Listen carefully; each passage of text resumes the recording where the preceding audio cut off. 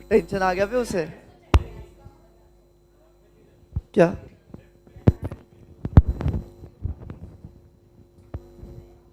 Test अच्छा था ना, इसलिए अच्छा लग रहा था।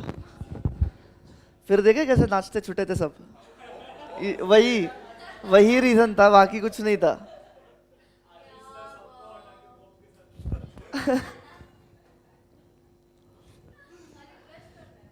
ग्रुप पे डालो रे, लिंक भी डालो कुछ। लिंक नहीं, ज्वाइन ऑन ऐप। गंदा क्या।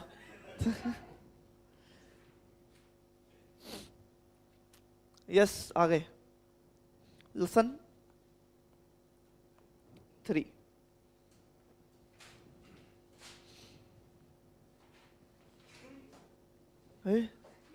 क्या हो गया, खुश हो रहा है।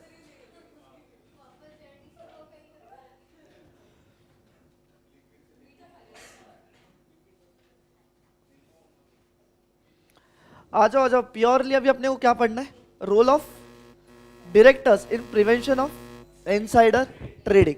अब देखना, पहले जो इनसाइडर ट्रेडिंग के कुछ सेक्शंस रूल्स वगैरह दिए गए थे, ए ध्यान दो कौन से सेक्शन में, ए ध्यान देंगे क्या, 194 एंड 195। बट उसके बाद वो सारे के सारे सेक्शंस क्या हो गए भाई, कंपनीज एक्ट से ओमिट हो गए, है ना, निकाल दिए गए। वॉमिट नहीं, ओमिट। ठीक है, तो इसीलिए अभी अपने पास क्या है, SEBI PIT prohibition of insider trading regulation कौन सा है, 2015। आईपैड इधर चल नहीं रहे।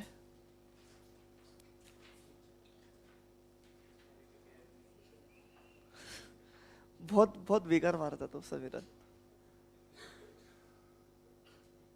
मत कर रहे हैं, मत कर लाला।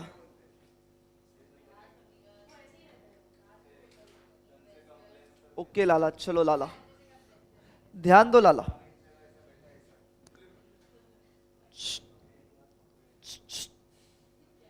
चलो आ जाओ, सबसे पहले किसकी डेफिनेशन दी गई है यहाँ पे अपने को, मीनिंग ऑफ इनसाइडर। इनसाइडर मतलब क्या, अंदर वाला आदमी, है ना, बहुत सिंपल सा। अभी तुमको आई होप सो सबने सेबी पढ़ के ही एग्जीक्यूटिव से इधर आए हैं, ऐसा कोई भी नहीं है वो चैप्टर स्किप कर दिया है ना, कोई है क्या।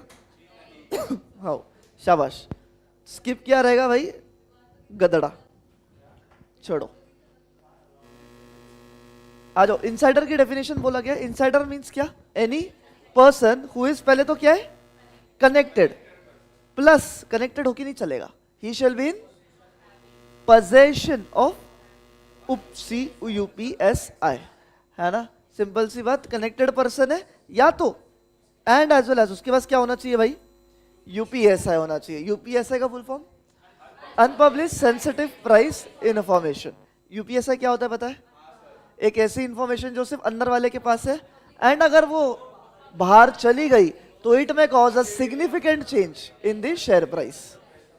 शाबाश।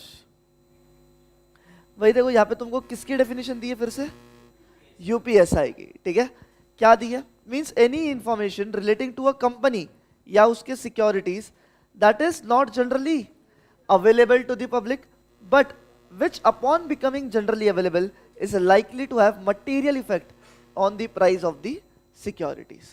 ठीक है, इसमें क्या क्या चीजें इंक्लूड होती है यूपीएसआई में, फाइनेंशियल रिजल्ट एक अनपब्लिसाइज्ड इंफॉर्मेशन है, फिर डिविडेंड का, फिर change in capital structure, merger demerger या एनी चेंज इन केएमपी।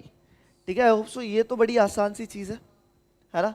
सबसे पहले क्या हुआ अपना, किसकी डेफिनेशन हुई, इनसाइडर की। Insider means any connected person जिसके पास क्या हो, इन पोजेशन ऑफ यूपीएसआई।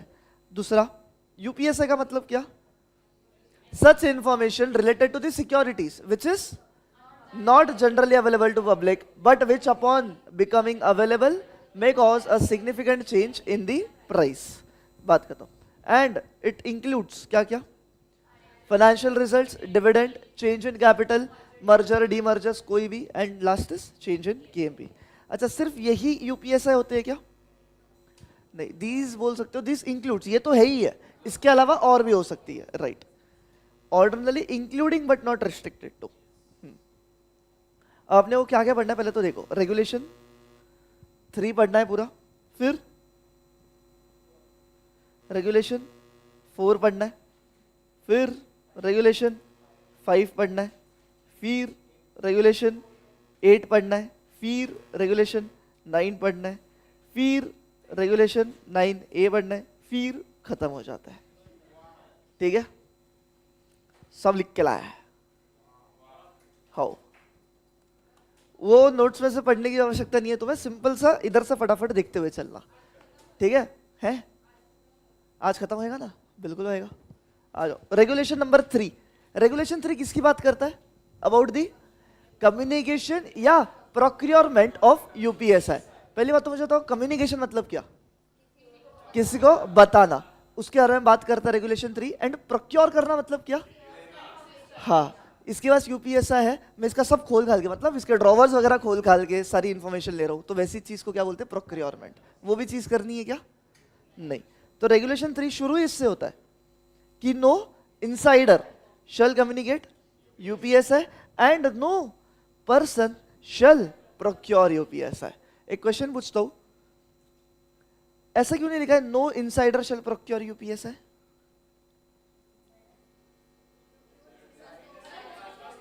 हाँ, जिस व्यक्ति के पास इन यूपीएसआई है वो क्या बन जाता है? वो इनसाइडर बन जाता है। इसके लिए वर्ड कैसे यूज किए? कोई भी इनसाइडर यूपीएसआई कम्युनिकेट नहीं करेगा एंड पर्सन, उसके पास यूपीएसआई है क्या? नहीं, तभी तो इनसाइडर नहीं कहलाते उसको। तो any person shall not procure UPSI. ये तो आसान है, राइट?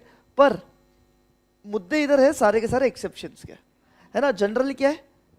यूपीएसआई नहीं बतानी है, ना ही यूपीएसआई प्रोक्योर करनी है। बट 3 केसेस में तुम यूपीएसआई बता सकते हो।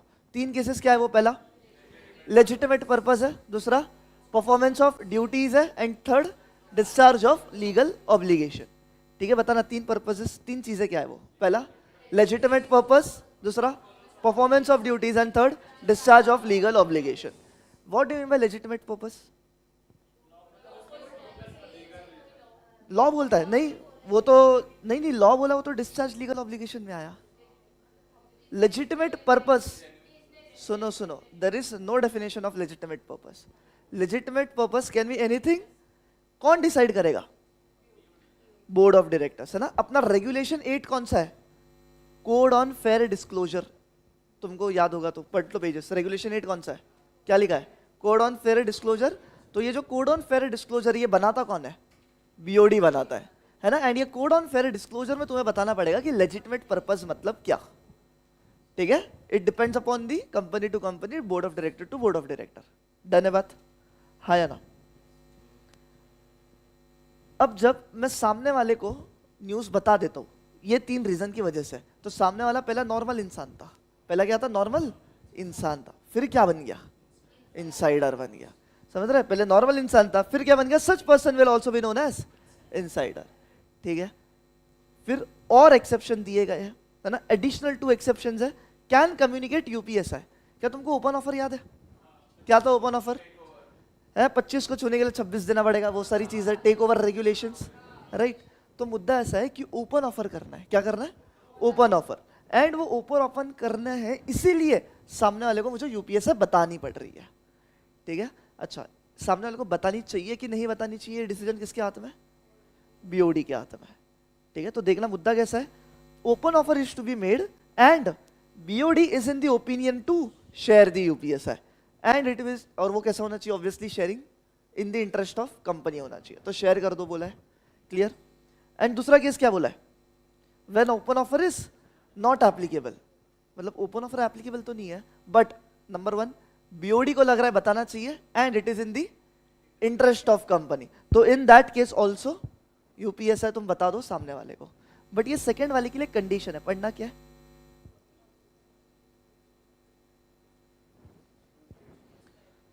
समझ रहा है? अच्छा, पॉइंट नंबर 1 के लिए वो कंडीशन थी क्या? नहीं। अगर तुम ओपन ऑफर कर रहे हो तो बकायदा सामने वाले को तुम यूपीएसआई बता दो, अगर बीओडी को लग रहा है and it is in the interest of company. But open offer trigger नहीं हो रहा है, ओपन ऑफर ट्रिगर नहीं हो रहा है, बट बीओडी को लग रहा है कि बताना जरूरी है, तो बीओडी बता देगी क्या? बिल्कुल, if it is in the interest of company. And उसके लिए कंडीशन है कि वो यूपीएसआई का तुम्हें क्या देना पड़ेगा? पब्लिक डिस्क्लोजर दे देना पड़ेगा at least 2 days prior of transaction. Clear है बात? पक्का? तो वैसा देखा जाए तो कितने एक्सेप्शन है? 5। हाँ या ना? अगर देखा जाए तो कितने एक्सेप्शन है? 5। रेगुलेशन 3, फिर से एक बार आओ। रेगुलेशन 3 सिंपली क्या बोलता है? No insider shall communicate UPSI and no person shall procure UPSI. पढ़ा मुझे तो कौन से केसेस में यूपीएसआई सामने वाले को बता सकते हो? Legitimate purpose, performance of duties, discharge of legal obligation. फिर ओपन ऑफर देना है, बीओडी को लग रहा है यूपीएसआई देनी चाहिए एंड इंटरेस्ट ऑफ कंपनी है। एंड 5वां, ओपन ऑफर नहीं है, बीओडी को लग रहा है देना है, दे दे, इंटरेस्ट ऑफ कंपनी होना चाहिए। बस 5वें केस में क्या होना है? Public disclosure 2 days prior of transaction. Clear है? Done done done. फिर वो पांचों के पांचों केसेस में वो पांचों पर्सन्स कौन बन जाता है? इनसाइडर बन जा रहे क्या? बन जा रहे। अब सुनना, पॉइंट नंबर 4 क्या कह रहा?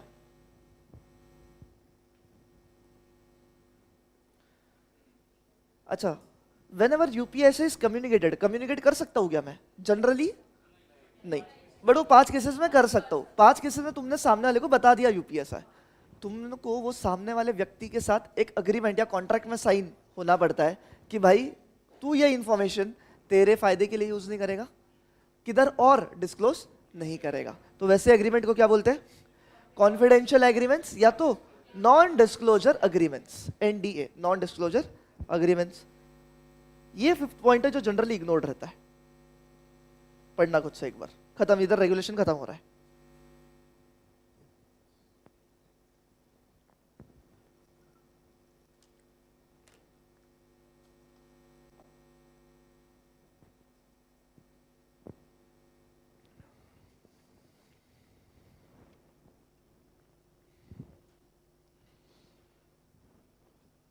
ये वाला पॉइंट पढ़ा है क्या तुमने एग्जीक्यूटिव में? है ना?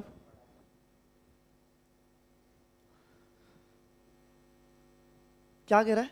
तुम्हें कंपनी, मतलब कंपनी को बोल रहा है कंपनी तुझे क्या मेंटेन रखना है? एक डिजिटल डेटाबेस मेंटेन रखना है। मतलब मान लो मैं कंपनी का डायरेक्टर हूँ डीडी लिमिटेड, मेरे पास इंफॉर्मेशन है कि फाइनेंशियल स्टेटमेंट्स तगड़े आने वाले हैं, ठीक है, मुझे पहले ही पता चल गया, राइट? मुझे बताना क्या मैं ये किसी को कम्युनिकेट कर सकता हूँ क्या? नहीं। बट रीजन क्या है? समीरन को करना था ओपन ऑफर, मतलब वो टेक ओवर कर रहा है, 25-26 वाला जो भी है वो, है ना, टेक ओवर रेगुलेशन में आ रहा है। एंड बाकी सारे बीओडी को लग रहा है कि हाँ इसको टेक ओवर करना है, इसको इन्फॉर्मेशन बताना जरूरी है ये बात, and it is in the interest of company, अच्छा खासा पैसा दे रही है कंपनी को, तो इसको बता सकता हूं मैं? बता सकता हूं, बिल्कुल। अब देखना डेटाबेस में नाम किस किस का आएगा? पहला मेरा नाम आएगा, देखो वहां पे डेटाबेस में दिखता है transaction, financial statements, nature of transaction दिखता है। ओरिजिनली यूपीएसआई किसके पास था? मेरे पास, है ना? दर्शन धोखा लिखेगा, दर्शन धोखा ने किससे कम्युनिकेट किया? समीरन को कम्युनिकेट किया, ठीक है? ये एक पूरी की पूरी क्या बोल सकते हैं चेन वहां पे तुमको दिखेगी, राइट? अब एट द एंड जब इन्वेस्टिगेशन वगैरह बैठी डीडी लिमिटेड पे, है ना, तो वो क्या डेटाबेस से ऑफिसर्स को आसान पड़ेगा कि किन किन को इसमें लेना है, क्या बोलते हैं, इन्वेस्टिगेशन में इंक्लूड करना है, किस किस को गिरफ्तार करना है, किस किस से पूछताछ करनी है, आसान रहेगा। नहीं तो 100 लोगों से करते बैठोगे, हम तीनों से ही कर लो, बात पता चल जाएगी मेरे से लीक हुई है कि समीरन से लीक हुई है, बहुत आसान। हम दोनों के सिर्फ कॉल टैप करने पड़ेगा, हमारी एक्टिविटीज ट्रैक करनी पड़ेगी, बाकी किसी की नहीं। तो company shall maintain a structured digital database can be useful for investigation. इसमें क्या क्या होना चाहिए? पहला nature of UPSI and names of person who shared the information and to whom the information is shared. और ये लोगों को क्या चाहिए? पैन नहीं रहेगा तो कोई भी एक आईडी प्रूफ चाहिए। एंड ये काम देखो इसमें केस स्टडी बनती है ना? ये जो डेटाबेस बनाने का काम है ये मैंने बाहर की एजेंसी किसी को दे दिया, चलेगा क्या? नहीं चलेगा। This shall be maintained internally and not outsourced. इसमें भी केस स्टडी बन जाती है कभी कभार, बहुत छोटी सी लाइन पर बहुत इंपॉर्टेंट है। That's it. ये तुम्हारा कौन सा रेगुलेशन है? 3। आसान है ना? याद एक बार करवाओ, क्या रेगुलेशन 3 में?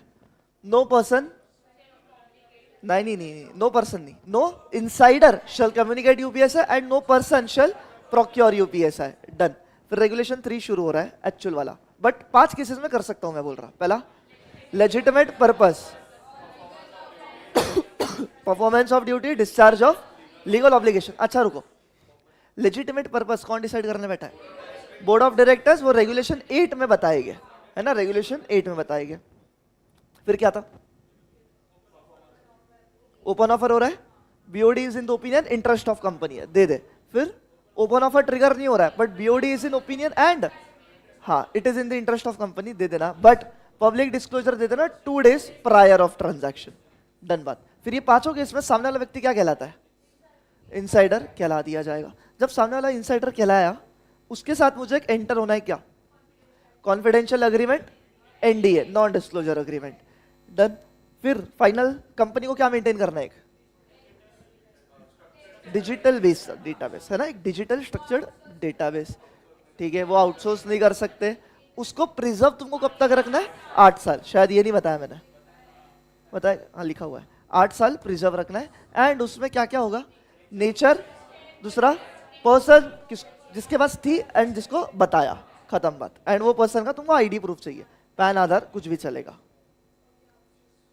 आउटसोर्स नहीं हो सकता, हो गया वो, ठीक है साले। ये कौन सा था तुम्हारा, रेगुलेशन 3 पूरा कंप्लीट है ना। कुछ एडिशनल पढ़ा था क्या एग्जीक्यूटिव में, नहीं यही था, सेम टू सेम, कुछ बदला नहीं है। और रेगुलेशन कौन सा है, 4।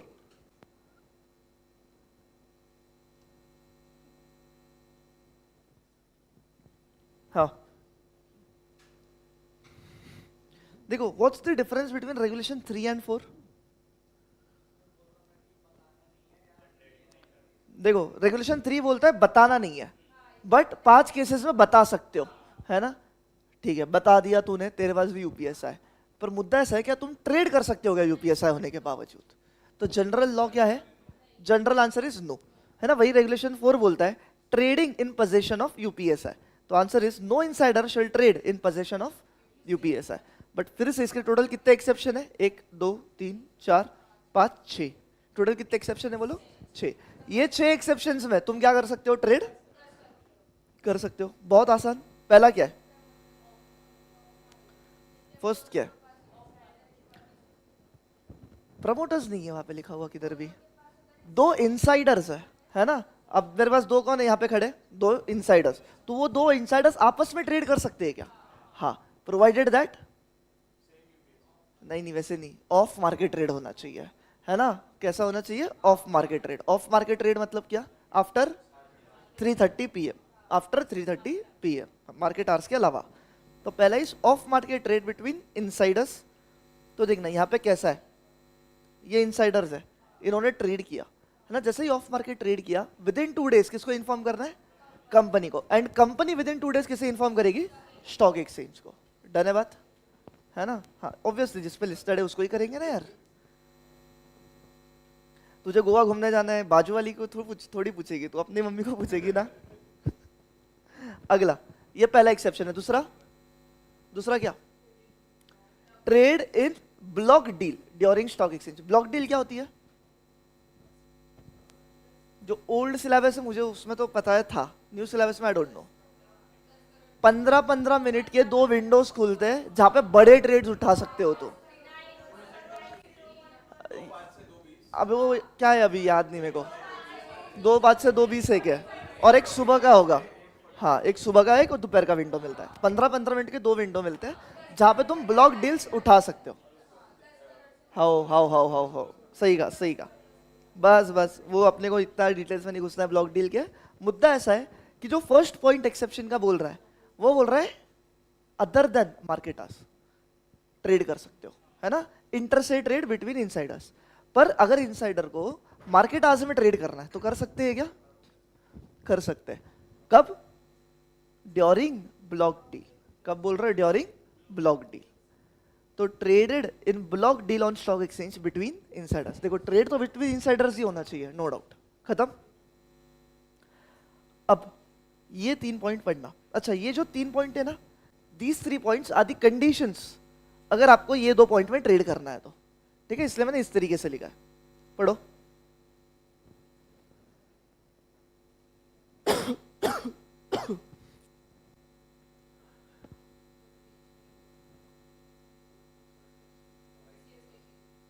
देखो पहली चीज तो क्या, तुमको कोई भी हालत में रेगुलेशन 3 को तोड़ना है क्या, नहीं। मतलब रेगुलेशन 3 क्या बोलता था, सामने वाले को तुझे बताना नहीं है, तो जस्ट तुम ट्रेड कर रहे हो, तुमने किसी को बता दिया, चलेगा नहीं। रेगुलेशन 3 कहता है कि तुम एक्सेप्शन में फॉलो होते हो, ठीक है, सॉरी रेगुलेशन 4 के एक्सेप्शन में फॉलो होते हो ठीक है, बट तुमको 3 को तोड़ना नहीं है। दूसरा, दोनों पार्टीज ने कैसा डिसीजन बनाया? कॉन्शियस, किसी के बहकावे में आके, किसी के दबाव में आके बनाया है क्या? नहीं। एंड लास्ट चीज क्या बोला है? ये बहुत इंपॉर्टेंट पॉइंट है, ये मिस कर जाते सभी। UPSI not obtained under regulation 3, sub regulation 3।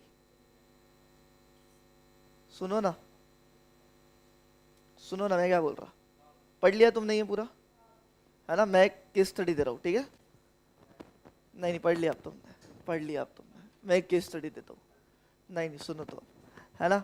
हम दो इनसाइडर्स है, मैं और समीरन, ठीक है? हमको रात को 10 बजे करना है ट्रेड, मतलब मैं शेयर्स बेच रहा हूँ, ये खरीद रहा है, तुमने क्या सोच लिया बे, है ना? मुझे शेयर्स बेचने, इसे शेयर्स खरीदना है, कर सकते हैं क्या? दो इनसाइडर से, हम दोनों इनसाइडर मतलब यूपीएसआई है हमारे पास, हम रात को 10 बजे ट्रेड कर रहे हैं, कर सकते हैं क्या? वो बाय कर रहा है, मैं सेल कर रहा हूँ मेरे शेयर्स, क्यों ऐसा? नहीं, मेरे को बताओ रीजन क्या है, अलाउ क्यों किया है हम दोनों को ट्रेड करने से? एक्सेप्शन में पढ़ा है, लॉजिक क्या उसके पीछे, वही पूछ रहा हूँ मैं, रटा रटा है नहीं बताना है मुझे। हाँ, दिक्कत क्या है? वही तो बात है, हम दोनों का इन्फॉर्मेशन है ना? अगर तुझे खरीदने है, मुझे बेचने, तो क्या प्रॉब्लम होनी चाहिए ना भाई, राइट? तो वो अलाउड है, कोई प्रॉब्लम नहीं। ये क्लियर है क्या मुद्दा? यस। दूसरा, मैं डायरेक्टर डीडी लिमिटेड, मेरे पास इन्फॉर्मेशन है फाइनेंशियल स्टेटमेंट्स के बारे में, यूपीएसआई है क्या? हाँ, पब्लिक को अब तक पता नहीं चला है, ठीक है? समीरन को टेक ओवर करना है, समीरन को क्या करना है बोलो? टेक ओवर करना है। टेक ओवर करने के लिए क्या देना पड़ेगा? ओपन ऑफर देना पड़ता है, राइट? हमें लग रहा है it is in the interest of company and board of directors को भी लग रहा है कि इसे ये फाइनेंशियल स्टेटमेंट्स के बारे में बताना चाहिए, ठीक है? हमने इसे बता दिया, क्लियर है मुद्दा? अब ऑफ मार्केट ट्रेड करना है या ब्लॉक डील में हमको ट्रेड करना है बिटवीन इनसाइडर्स, हम दो हो सकते हैं या ये कोई और इनसाइडर के साथ हो सकता है, ट्रेड कर सकता है क्या?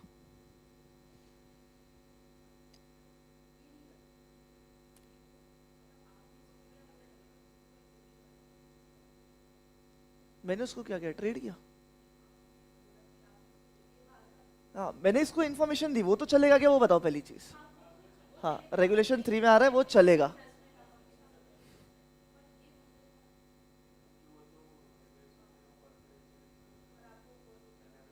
वो दूसरा इनसाइडर ही है।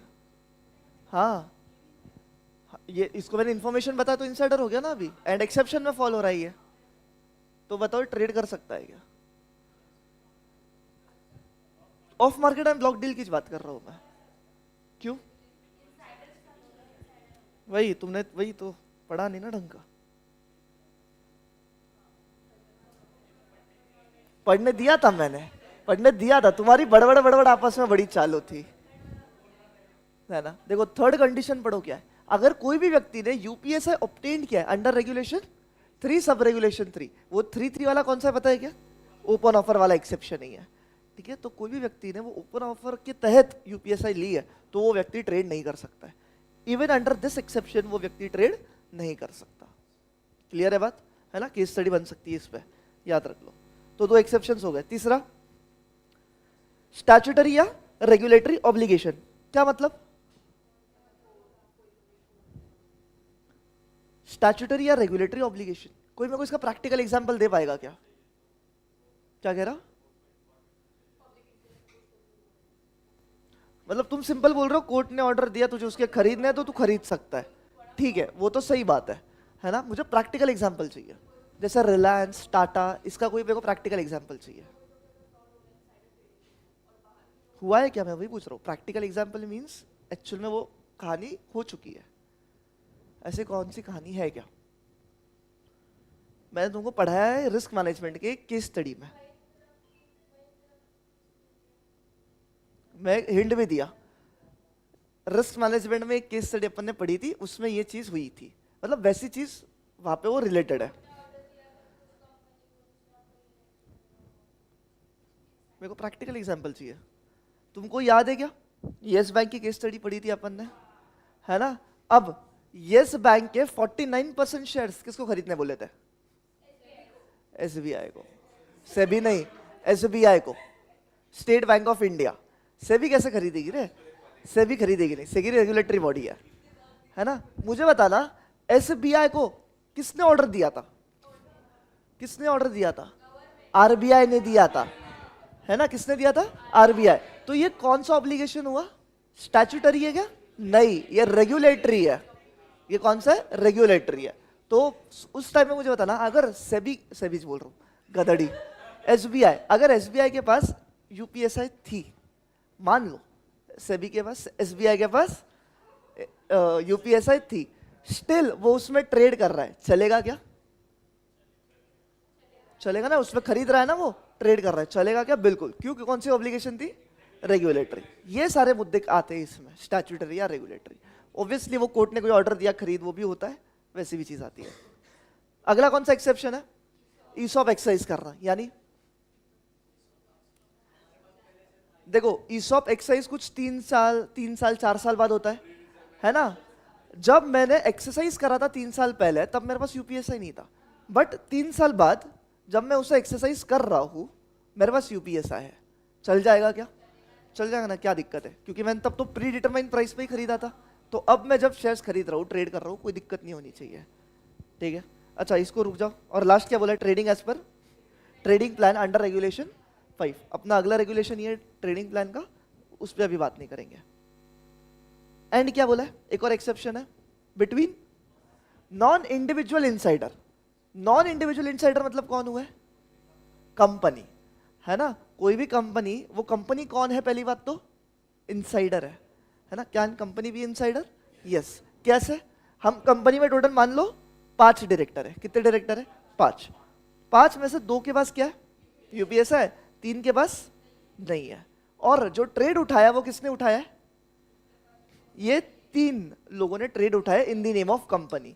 तो मुझे बताना, क्या तुम बोलोगे क्या यूपीएसआई के बेसिस पे ट्रेडिंग हुई है यहाँ पे? नहीं, है ना? बट कंडीशन क्या है देखना, दे कैन ट्रेड इफ सारे के सारे अप्रोप्रिएट मेजर्स लिए गए हैं and there is no evidence of violation. Clear है? देखो ये मुद्दा बड़ा मुझे इम्प्रैक्टिकल लगता है, पर अब वो बात आती है प्रूव करने पे कोर्ट में, हाँ, पर बड़ा इम्प्रैक्टिकल है ये कंसेप्ट, जो भी है। नहीं, नॉन इंडिविजुअल इंसाइडर कंपनी, मुद्दा सुनो, डीडी लिमिटेड। डीडी लिमिटेड में अपन बंदी तो था, कर देना, मेरे पास नहीं है। हाँ सुनो, डीडी लिमिटेड क्या अपने नाम में शेयर्स खरीद सकती है क्या? बिल्कुल। डीडी लिमिटेड इंसाइडर है। डीडी लिमिटेड को इंसाइडर क्यों बोला? क्योंकि उसके 2 डायरेक्टर के पास यूपीएस आए थे और 3 के पास नहीं था। एक्चुअली ट्रेड किसने उठाया? ये 3 लोगों ने, जिसके पास यूपीएस नहीं था, उन्होंने ट्रेड उठाया in the name of company.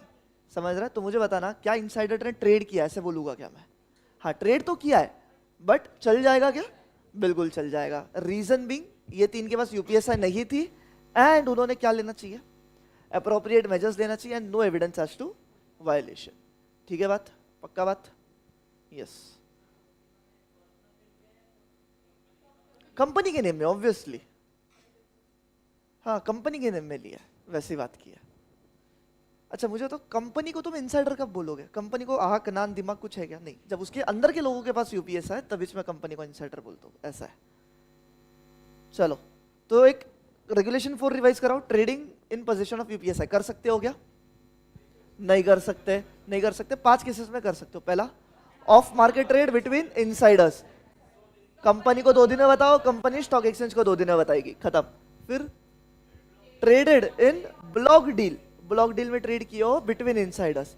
दोनों के लिए 3 कंडीशन है, रेगुलेशन 3 को तोड़ना नहीं है, दोनों पार्टीज ने कॉन्शियस डिसीजन लिया है, एंड थर्ड, हाँ ओपन वाला, ओपन ऑफर का एक्सेप्शन नहीं है। हाँ, UPSI not obtain under regulation 3(3) हो गया। फिर स्टैट्यूटरी या रेगुलेटरी ऑब्लिगेशन है। फिर ईसॉप एक्सरसाइज करा हुआ है, ट्रेडिंग प्लान के तहत कर रहे हो। लास्ट, नॉन इंडिविजुअल इंसाइडर है and person making trading decisions are not in position of UPSI. Conditions, appropriate measure लिया है and no evidence as to violation is found. Done. फिर अगला क्या आया? Trading plan. मुझे बताओ ट्रेडिंग प्लान होता क्या है?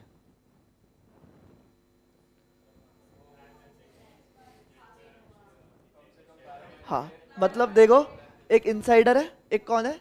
इनसाइडर है। उसने प्लान दे रखा है और वो प्लान में वो पूरा बकायदा लिखता है कि मैं हर महीने के 5 तारीख को 5,000 के शेयर्स या 10,000 इन वैल्यू के शेयर्स खरीदूंगा, राइट? तो ये क्या बन गया? एक ट्रेडिंग प्लान। समझ रहे हो? तो ट्रेडिंग प्लान अगर अप्रूव्ड है तुम्हारा तो तुम भले ही इनसाइडर क्यों ना हो ट्रेड कर सकते हो। क्या? बिल्कुल। इसीलिए ऊपर के एक्सेप्शन में आया trading as per trading plan under regulation 5। But trading plan के कुछ कंडीशंस है। देखो, पहला क्या है?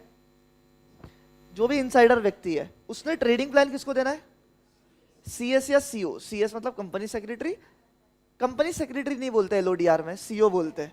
क्या बोलते हैं? Compliance officer. ए नशेड़ी, क्या हो गया भाई इसको? हाँ, नींद में है। इनसाइडर ने ट्रेडिंग प्लान देना चाहिए सीएस या सीओ को। सुनो सुनो सुनो, एंड ये सीएस एंड सीओ ने किसको देना है? स्टॉक एक्सचेंज को फॉर पब्लिक डिस्क्लोजर। ठीक है भाई। फिर ट्रेडिंग प्लान जो एग्जीक्यूट होना है कब से होगा? वो 6 months आफ्टर डिस्क्लोजर। थोड़ा दिमाग लगाओ ना। मैं इंसाइडर हूं, मैंने ट्रेडिंग प्लान दिया, एक कल के कल मुझे खरीदना, ये ले अप्रूव कर। चलेगा क्या? नहीं चलेगा ऑब्वियसली। कितना टाइम रुकना पड़ता है? 6 महीना। इट इज अंडर अजम्पशन कि 6 महीने के अंदर अंदर वो जो इन्फॉर्मेशन है वो पब्लिक अवेलेबल हो ही जाएंगी। जो प्राइजेस सेटल होनी थी वो सेटल हो जाएगी और बाद में बंदा खरीद रहा है। समझ रहा है? इसीलिए trading plan will be executed कब? 6 months after public disclosure. Tenure कितना होता है? 12 महीने। मैंने बोला ना हर महीने के ये तारीख पे, तो 12 महीने ही हो सकता है वो। अगला, ओवरलैपिंग चलेगा क्या? एक अप्रूव करा है, मतलब अच्छा नहीं लगा, ये दूसरा ले, चलेगा? नहीं। एक बार जो दिया दे दिया, खत्म। No overlapping of trading plans. अगला, ट्रेडिंग प्लान में क्या इंक्लूड होना चाहिए? नंबर ऑफ सिक्योरिटीज फिक्स होनी चाहिए। 5,000 खरीद रहा है, 10,000 खरीद रहा है। अच्छा, अमाउंट, नंबर ऑफ शेयर्स मत बता, वैल्यू बता दे। 50 लाख, 10 लाख, कुछ भी चल सकता है। एंड इट शैल इंक्लूड क्या? Nature of trade and date. ठीक है। अच्छा, फिर क्या बोला है? ये छठा पॉइंट इंपॉर्टेंट है कि तुम ट्रेड मत लो, है ना? ट्रेडिंग प्लान के तहत तुम ट्रेड कर सकते हो, but you can not trade between. जरा शांति से खुद से पढ़ना।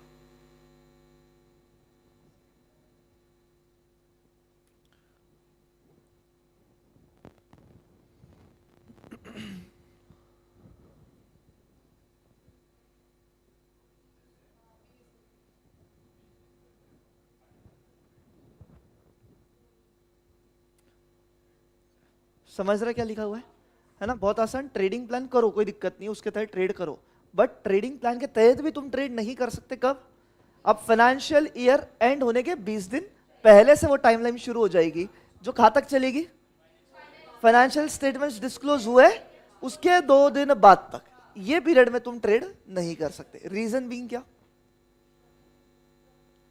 क्योंकि तब फाइनेंशियल स्टेटमेंट्स ऑलमोस्ट रेडी रहते हैं, है ना? डायरेक्टर लोगों को पता चल जाता है अपने कंपनी के प्रॉफिट है या नहीं है, इसलिए बोला गया तुम ये दरमियान ट्रेड कर ही नहीं सकते। क्लियर है बात? एंड यहाँ पे जो भी डेज यूज किया है, these all are the trading days, है ना? ट्रेडिंग डेज क्या होते हैं?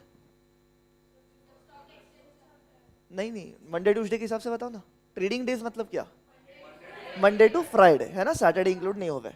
डन। यहाँ पे 20 डेज नहीं है, 20 ट्रेडिंग डेज है, वो लिखा नहीं है मैंने, है ना? 20 trading days prior end of financial year. Example दिया मैंने क्या? 11th March, 31st March end है, until second day after the disclosure of financial statements. अब डिस्क्लोजर तो कभी भी हो सकता है। मान लो कब हो जाएगा? 25 जून को हुआ तो 27 28 को 29 से तुम ट्रेड कर सकते हो। ठीक है? नहीं, 26 27 को 28 से तुम ट्रेड कर सकते हो। Counting mistake. क्या आएगा फिर? हाँ, बरोबर बरोबर। सैटरडे संडे तुम इंक्लूड नहीं करोगे, तो अभी वो कैलकुलेशन बिठा लो। ये फिर एग्जांपल हटाता हूं मैं। सैटरडे संडे एक्सक्लूड करके 20 ट्रेडिंग डेज प्रायर करना तुमने। लियो बाबा।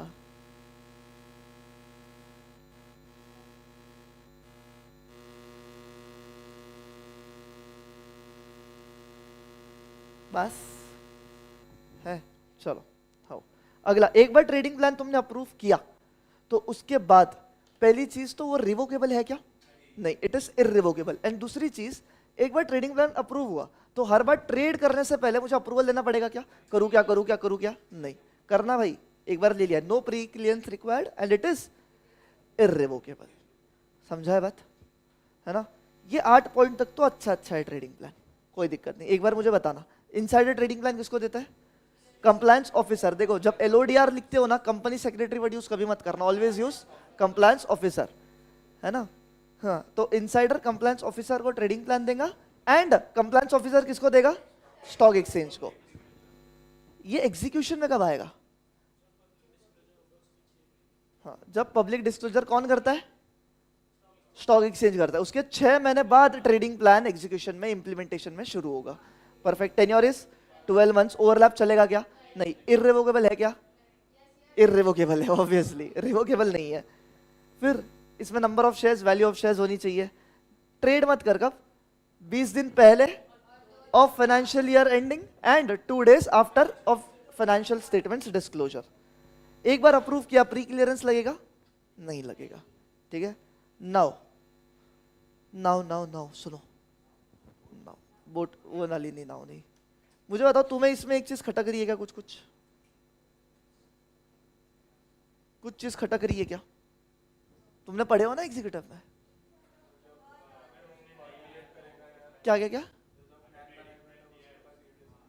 दो कहने पर एक का ही सुन सकता है, बोल।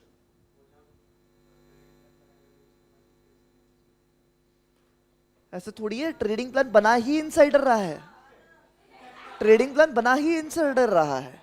अगर यूपीएसआई नहीं है तो मैं ट्रेडिंग प्लान दे दूं उसको, फिर तो ट्रेड कर ही सकता हूं मैं, कोई प्रॉब्लम ही नहीं है। ट्रेडिंग प्लान बनाता ही इनसाइडर है, इसलिए तो भाई इधर उसको एक्सेप्शन में डाला है ना।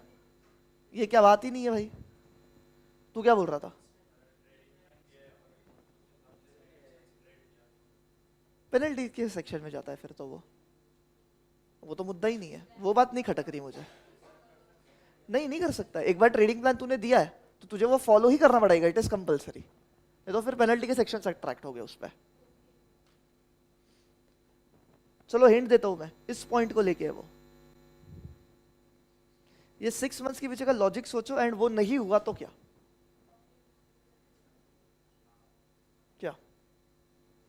मुझे एक बात बताना, अपन ने क्या बोला? ट्रेडिंग प्लान एग्जीक्यूट या इंप्लीमेंट कब से होना शुरू होगा? 6 months after public disclosure. Reason क्या है इसके पीछे? हाँ, बहुत आसान कि इनसाइडर है, वो तुरंत तो ट्रेड करने नहीं देंगे उसको। इट इज अज्यूम्ड कि 6 महीने के अंदर अंदर वो यूपीएस से बाहर आ जाएगी एंड प्राइस फ्लक्चुएट होकर अपने एक जगह पे रहेगी। क्वेश्चन क्या है? 6 महीने के अंदर न्यूज बाहर नहीं आई तो क्या? तो नहीं तो क्या? देखो वैसे तो ये बड़ा इम्प्रैक्टिकल है ना? 6 महीने पहले की यूपीएस है तुम्हारे पास आया, बहुत ही इम्प्रैक्टिकल है। बट हो सकता है इनके सब मर्जर्स वगैरह, है ना? हम अपन ने डिसाइड किया 1 साल बाद वोडाफोन आइडिया मर्ज होने वाली है, पब्लिक को थोड़ी पता है ना? मैंने ट्रेडिंग प्लान अब भी दे दिया, 6 महीने बाद मैंने शेयर्स वो उसके हिसाब से मैं ट्रेडिंग प्लान के हिसाब से कर रहा हूँ, तो मेरा तो फायदा ही ना इसमें, है ना? यहाँ पे वही बात डाल के रखी है कि विद इन 6 मंथ्स अगर यूपीएसआई मार्केट में बाहर नहीं आती है तो इन दैट सिचुएशन वो ट्रेडिंग प्लान एग्जीक्यूट नहीं होगा। कब तक एग्जीक्यूट नहीं होगा? जब तक वो इंफॉर्मेशन पब्लिक में बाहर नहीं आती। समझा है ना? हाँ, जैसे ही बाहर आ जाती है तब से ट्रेडिंग प्लान एग्जीक्यूशन में शुरू होगा। समझ रहे हो क्या? देखना पॉइंट नंबर 9, पढ़ो पूरा।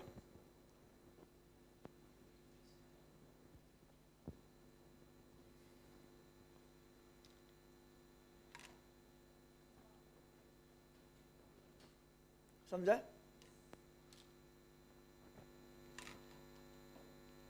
बहुत भारी पॉइंट है, इग्नोर्ड पॉइंट रहता है ये जनरली। ठीक है, डन। तो ये तुम्हारे कितने रेगुलेशंस हो गए? This is trading plan under regulation 5। 3 कौन सा था? बताना नहीं है ना? बताना नहीं है। दूसरा करना नहीं है ट्रेड, एंड तीसरा ट्रेडिंग प्लान बताया, सिंपल कर सकता है तो उसके तहत, और उसके फीचर्स बताया, सिंपल सा। अब देखना बहुत कम बचा है। क्या है रेगुलेशन अगला? 8 है ना? किसकी बात करता है? Code on fair disclosure. याद है क्या कोड ऑन फेयर डिस्क्लोजर में क्या बताते थे तुम? क्या बताते थे? कुछ भी मत बोलो, सोच के बताओ। हाँ, लेजिटिमेट पर्पस मतलब क्या वो बताया जाता है, हाँ या ना? तो लेजिटिमेट पर्पस कौन बताता है, मैंने बोला बीओडी। तो कोड ऑन फेयर डिस्क्लोजर बनाने का काम किसका है? बीओडी का ही काम है, ठीक है। तो regulation 8 code on fair disclosure applies to all listed entity, सारे लिस्टेड एंटिटी को ये काम करना है। क्या क्या देखना, BOD shall formulate and publish on website a CFD, मतलब वही कोड ऑन फेयर डिस्क्लोजर है ना, ऑन यूपीएसआई। बीओडी को बनाना है एंड वेबसाइट पे डालना है। दूसरा, जब ये बना रहा है उसके कौन सा शेड्यूल फॉलो करना है?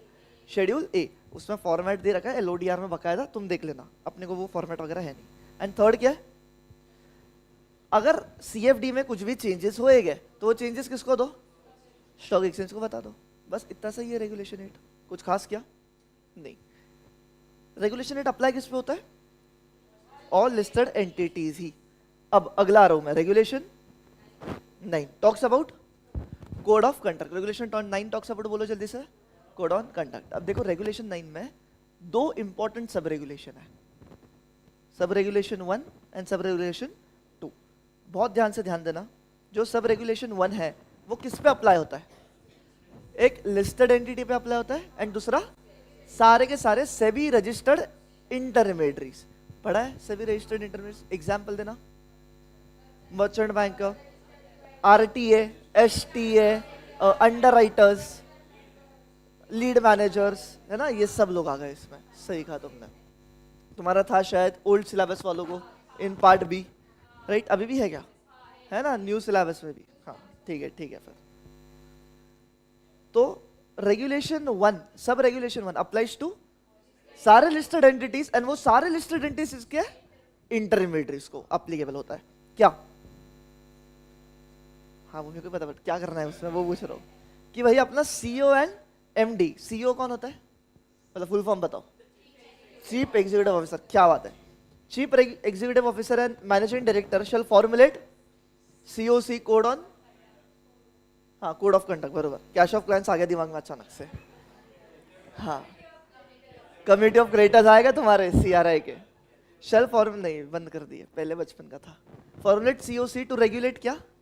Designated person and relatives of DP. पहली बात तो बीच का तुम्हारा इन्होंने रेगुलेशन खा लिया है। अपन रेगुलेशन 8, उसके पहले कौन से पढ़े थे? 5 था, है ना, 5, 6, 7 बीच के खा लिए थे, है ना, तुम्हारे सिलेबस में भी नहीं है। याद है क्या वो क्या थे? It was disclosures. याद है क्या? स्टॉक एक्सचेंज को एंड ऑफ फाइनेंशियल ईयर के 7 दिन के अंदर कुछ कुछ डिस्क्लोजर देना पड़ता है। और डिस्क्लोजर कौन देता है? डेजिग्नेटेड पर्सन्स देते हैं एंड उसके रिलेटिव्स देते हैं। तो डेजिग्नेटेड पर्सन मतलब कौन? ये बताएगा कौन? वो कौन बताएगा बोलो? तुम्हारा रेगुलेशन 9(1) बताएगा, ठीक है। तो CEO and MD shall formulate COC to regulate designated person and relatives of DP. अब इसे फॉलो क्या करना है मुझे? तो जो सीएफडी था उसमें कौन सा शेड्यूल फॉलो हो रहा था? शेड्यूल ए, है ना। यहां पे भी लिस्टेड एंटिटीज को कौन सा शेड्यूल फॉलो करना है? Schedule B. एंड इंटरमीडियरीज को कौन सा शेड्यूल फॉलो करना है? Schedule C. समझ रहे? पक्का 100%। रेगुलेशन 8 में कौन सा शेड्यूल है? शेड्यूल ए। जब मैं 9(1) की बात करता हूं तो लिस्टेड एंटिटीज एंड इंटरमीडियरीज पे लग रहा है, तो लिस्टेड एंटिटीज को बी फॉलो करना है एंड इंटरमीडियरीज को सी फॉलो करना है। हो गया? पर सुनना, जो कौन सा है शेड्यूल 9(2), क्या शेड्यूल 9(2) लिस्टेड एंटिटीज पे लगता है क्या? नहीं। इंटरमीडियरीज पे लगता है क्या? नहीं। तो किस पे लगता है? ऐसे लोगों पे हैंडलिंग यूपीएसआई। मुझे एग्जांपल दो, कौन आ गया इसमें? एक सीए आ गया, है ना। तुम्हारे फाइनेंशियल एडवाइजर्स रहते बहुत सारे, सीएफए रहते बहुत सारे, है ना, जिससे तुम एडवाइस लेते हो, राइट। तो इन दैट सिचुएशन वो लोगों के पास कंपनी का क्या होता है? इनसाइडर इंफॉर्मेशन रहती है, राइट। तो वो लोग किस में रेगुलेट होते हैं? 9(2) में। तो 9(2) में ना ही लिस्टेड एंटिटी है ना ही इंटरमीडियरी से। इसमें ऐसे लोग हैं जिसके पास क्या है? यूपीएसआई। एग्जांपल लिखना तो लिख लो सीए फॉर्म्स, सबसे ज्यादा वही आते हैं इसमें। तो देखना, सीए फॉर्म का कोई तो भी हेड होगा, है ना, उसकी जिम्मेदारी बन जाती है क्या करना? सेम। उसकी जिम्मेदारी बनती है क्या करना? To formulate COC to regulate DP and relatives of DP. समझ रहा है क्या? पक्का बोलो। एंड इनको भी कौन सा शेड्यूल फॉलो करना है? इंटरमीडिएट वाला दैट इज शेड्यूल सी। जरा शांति से प्लीज ये चार्ट रीड करो, फिर नीचे की बातें करेंगे। पहले इतना डिफरेंस तुमको समझना जरूरी है।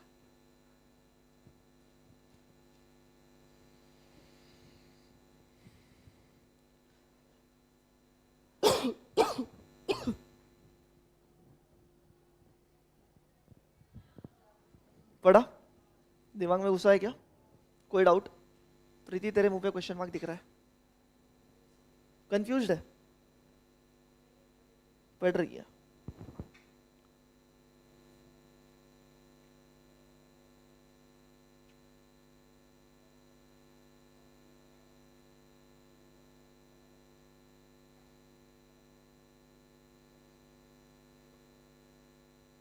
भरत सर हो गए?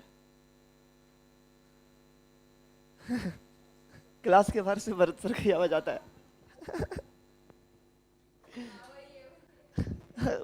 समझ जाता है भाई वो। बोलो समझा है क्या?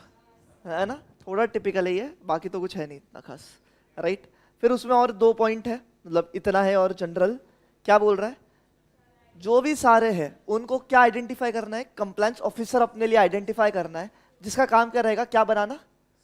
सीओसी बनाना, है ना। सीओसी बनाना, उसको एडमिनिस्टर करना एक कंप्लायंस ऑफिसर का काम रहेगा, बोला है।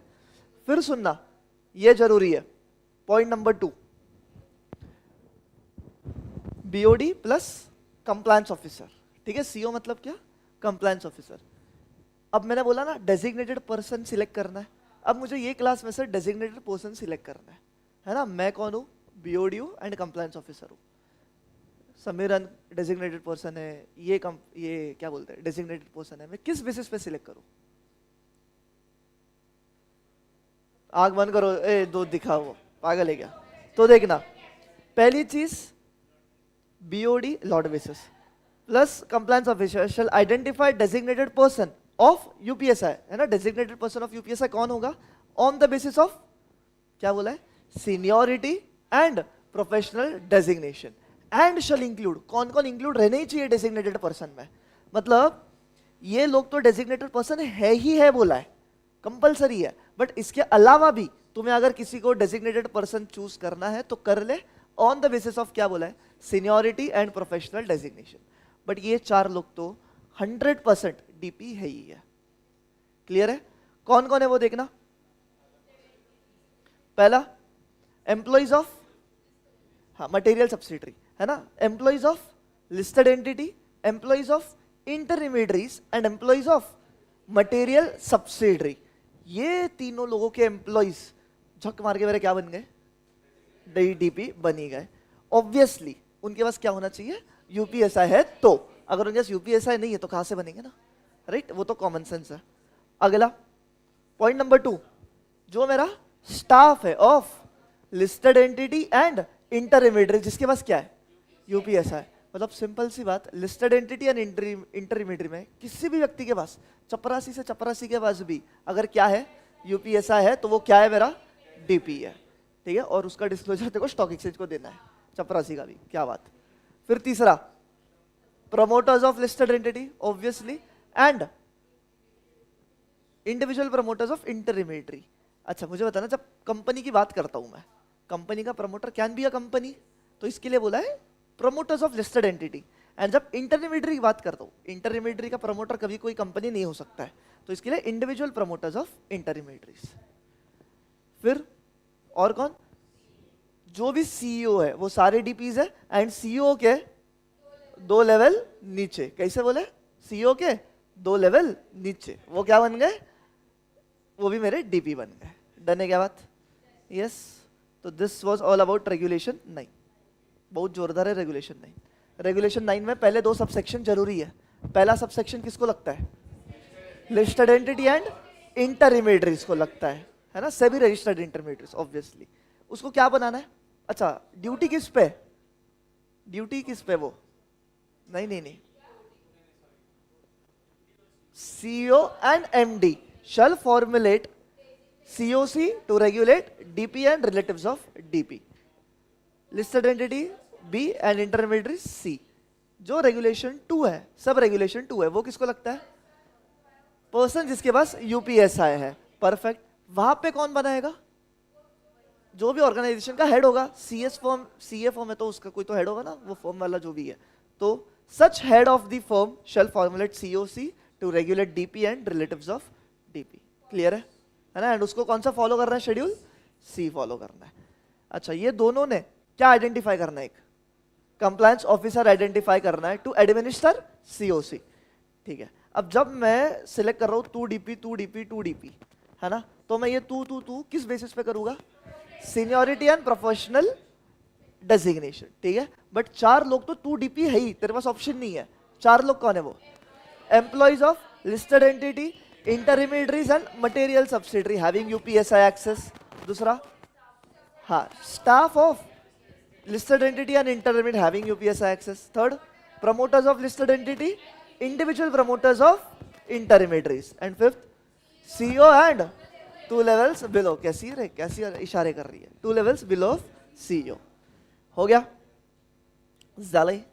Yes, this was your regulation 9. एक बार किताब से पढ़ लो, तुम्हारी इच्छा होगी तो। कैसे हो भाई? Attempt एंड रेगुलेशन 9A, आखिरी वाला, कुछ इतना खास नहीं, सिंपल सा आखिरी pasta. Institutional mechanism for PIT. PIT माने प्रोहिबिशन ऑफ इनसाइडर ट्रेडिंग। नसीब गड्ढा नहीं बोला। हाँ, तो 9A इंस्टीट्यूशनल मैकेनिज्म फॉर खड्डा पिट। समझ रहे क्या तुम लोग? क्या है यार, तुम्हारा है नहीं यार sense of humour, very bad.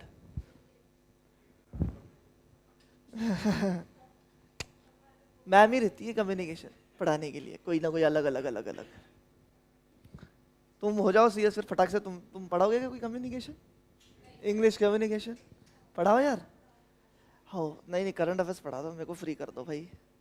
बहुत डेंजर है, गालियाँ सुनो अलग, मेहनत करो अलग, डेंजर सब्जेक्ट है। 9A इंस्टीट्यूशनल मैकेनिज्म फॉर पिट। इसमें पढ़ना क्या है? इंस्टीट्यूट मतलब कौन? ICSI। लगा ही था बोलोगे, क्या बात है, आई वॉज वेटिंग। अरे इंस्टीट्यूट मतलब it can be company, firm, कुछ भी हो गया। ठीक है, एक बॉडी कॉर्पोरेट, फर्म्स वगैरह भी आ गए, कंपनी भी आ गई उसमें। ठीक है, उनके पास क्या होना चाहिए? एक इंटरनल मैकेनिज्म होना चाहिए ताकि उनके कंपनी में क्या ना हो? पिट ना हो। हाँ, मतलब इनसाइडर ट्रेडिंग ना हो। क्लियर है? तो देखना किसकी जिम्मेदारी है एक प्रॉपर मैकेनिज्म हो अंडर? सीईओ या MD shall ensure adequacy of internal control and compliance of PIT regulation। मुझे बताओ, तुम्हारा इंटरनल कंट्रोल अगर स्ट्रांग है तभी जाके तुम इनसाइडर ट्रेडिंग को रोक सकते हो, ऑफ कोर्स, है ना? तो सीईओ एंड MD की जिम्मेदारी है। अब देखो, बताया नहीं सीईओ है कि MD की है, क्योंकि भारत देश में क्या सेपरेशन ऑफ रूल्स है क्या?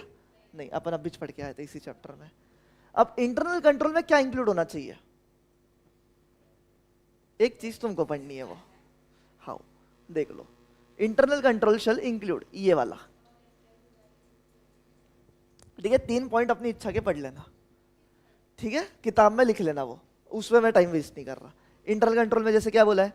All employees have access of UPSI are identified as DP. आपने को पता है ऑलरेडी, ये सारी चीजें इसमें। यस, फिर क्या बोला? ये मैकेनिज्म को किसने रिव्यू करना है? ऑडिट कमेटी ने रिव्यू करना है at least once in financial year कि ये मैकेनिज्म सही से बैठा हुआ है कि नहीं बैठा हुआ है ना? अगर सुनो, तुम्हारा यूपीएसआई लीक हो गया, है ना? तुम्हारा यूपीएसआई क्या हो गया? लीक हो गया। इतना क्या टेंशन ले रहे हैं भाई, यूपीएसआई लीक हुआ है। हाँ, अगर यूपीएसआई लीक हुआ है तो उसके रिलेटेड तुम्हारे पास आगे क्या मेजर्स है ना? उसको तुम कैसे कप डाउन करोगे? तो उसके रिलेटेड भी पॉलिसी चाहिए, राइट? तो पॉलिसी फॉर लीक्ड यूपीएसआई, वो पॉलिसी कौन बनाएगा? लिस्टेड एंटिटी भी बनाएगी and as well as intermediary भी बनाएगी, एंड सारे के सारे आपस में कोऑपरेट करेंगे, कह रहा है। एंड लास्ट कौन सी पॉलिसी होनी चाहिए? Whistle blowing. Whistle blowing policy माने क्या?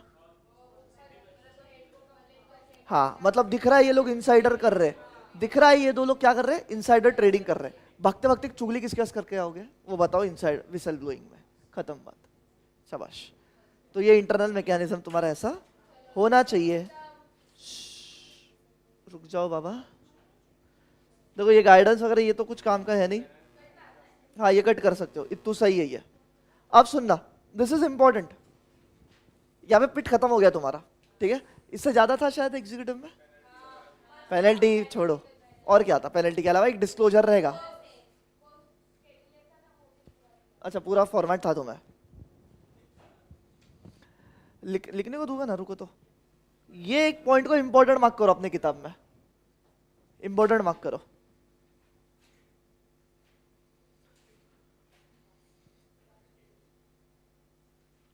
मतलब ये ऐसा फालतूपना है, एग्जाम में पूछता भी है ना। ये ऐसा क्वेश्चन है कि तू सीएस बन गया कंपनी का, ऐसा केस स्टडी देंगे, है ना। तू क्या बन गया कंपनी का? सीएस बन चुका है, सीनियर सीएस है ना। अब तुझे चेक करना है कि तेरा बोर्ड इफेक्टिवनेस सही है या नहीं है। तुझे क्या चेक करना है? तेरा बोर्ड इफेक्टिवनेस सही है या नहीं है। तो तू अपने आप से क्या क्या सवाल पूछेगा, है ना। तो तू अपने आप से क्या क्या सवाल पूछेगा। तो पहला सवाल क्या, देखो मैं क्या चेक करूंगा कि are the majority of board, सुनो ना, तो वो अपने आप से क्या क्या सवाल पूछेगा। 8 से 10 क्वेश्चन तुमको एग्जाम में लिख के आने पड़ेंगे। हाँ देखो एग्जाम्पल दिया, क्वेश्चन 1 क्या सवाल पूछूंगा मैं खुद से कि are the majority of board of directors independent क्या? हाँ इंडिपेंडेंट है, चलो फर्स्ट चेकलिस्ट डन, समझ रहे है ना। फिर क्या बोला है?